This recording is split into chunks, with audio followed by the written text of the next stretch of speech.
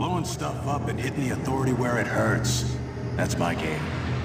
Now, if you're as good as Elizabeth says you are, then I do believe you and I will get along nicely.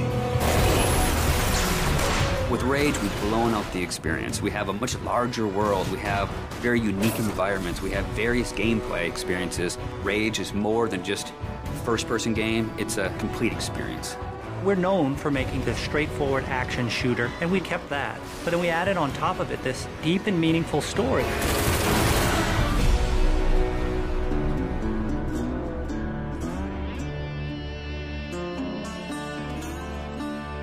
So the story of Rage. We had the setting, we knew we wanted to have it on Earth, then we had to decide how we would destroy the planet. And we actually found that there's a real asteroid, which is called Apophis, which will pass by the planet around 2036.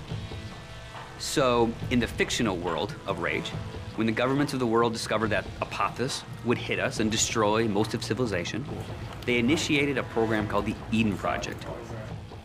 So the game starts out where you are an Ark survivor. You are one of those people buried in 2036. Your Ark emerges from the ground 100 years later.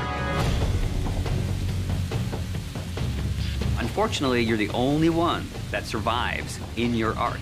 So when you step out, you are alone. And it's this post-apocalyptic world that you rise up in, and it's this twisted version of the reality you used to know, and you really don't know what to expect. Current position unknown.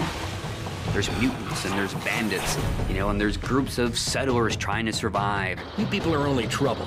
Now be on your way. The world has moved on, and it has its own thing going. We don't give the character a name or a face that's unique to the story. We want the player to jump in and actually add his own identity into that character. So when you step out of your Ark in Rage, you have no idea what your role in the bigger conflict will be. At first, all you are worried about is surviving. And you team up with some settlers, and you're doing some odd jobs. So here's what I need you to do. So you're not just going from one area to an airlock to the next area. It is an open world. It's believable in a sense. And it's the story and the characters and the setting that really delivers the gameplay. You're driving across these landscapes, and you're going visit people here, and they're giving you jobs to do. And as you head out of your safe zone, you enter like a combat area. So you may find a handful of bandits with rocket launchers mounted on their cars. And as a player, if you wish to engage them, you can. If you wish to try to run and gun and get out of there, you can. Then the story starts unfolding, and you realize that these warring bandit clans, they all occupy a certain area of the wasteland. They own it. They'll attack you if you go in there and you don't look right. Then the same thing with the towns. If they don't know you, they're going to treat you like an outcast. Well, will you look here? A new face, a new body. Oh, I am so glad I got out of bed this morning. You start learning about these crazy mutants who they don't even like each other, much less you, much less the bandits. And then you learn about this other faction, the Authority, and they start playing a bigger and bigger role in the story. They are trying to control the wasteland and set the direction of mankind. That's the truth. And that's what people need to know. So there's a small group of people called the Resistance that are fighting against the Authority. The Resistance discovers you. And everyone knows that Ark survivors have a certain specialness to them. You got all those little computers racing around inside you. You know, as you move through the story and you become more important and people start to take notice of you, so does the Authority.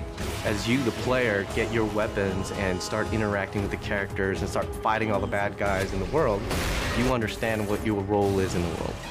So, you're the new team member. The story in a game really gives meaning to the action. It creates the setting that all the gameplay exists on.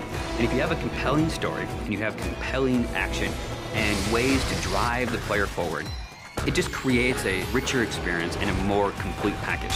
But it's always about, again, something new around every corner, and you really have to stay on your toes in the wasteland.